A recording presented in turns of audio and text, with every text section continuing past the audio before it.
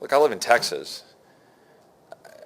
How many of our kids and how many Americans have to die?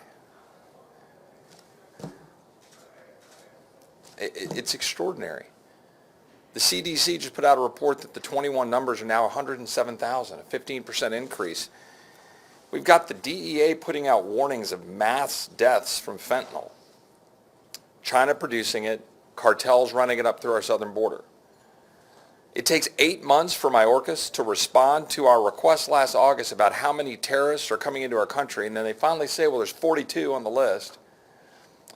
Almost 500 known gang members. That's on the people, by the way, that are apprehended, which are basically people that are coming across the border and turning themselves in. We're not talking about the gotaways. We're not talking about the people that we don't know who they are, who are the ones who are actually trying to evade the law. How many of y'all have done ride-alongs with Border Patrol down in the Rio Grande Valley or down along in Laredo or anywhere in Texas or on the border? How many of y'all sat down at the Rio Grande and met a migrant coming across the river? Have you done that? Have you looked into their eyes? Have you talked to them to understand what's actually going on? The danger that they're in? The fact that they're being used by cartels? And this administration and our colleagues on the other side of the aisle cynically allow that in the false name of compassion to occur. And it's the false name of compassion. Open borders. Go down and talk to the ranchers who find dead bodies on the ranches. Like you say that and you gloss over it and we'll go on. This will be a 5-second clip in some news hit tonight. But Americans and migrants both are suffering. They're dying. All for what? It's a inexcusable breach of the law.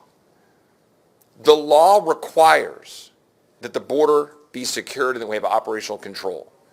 The Secretary of Homeland Security brazenly lied under oath to the American people, saying that he and this administration have operational control of the border in the House Judiciary Committee. He lied. He's telling the American people a lie. And they are supposed to detain under the law.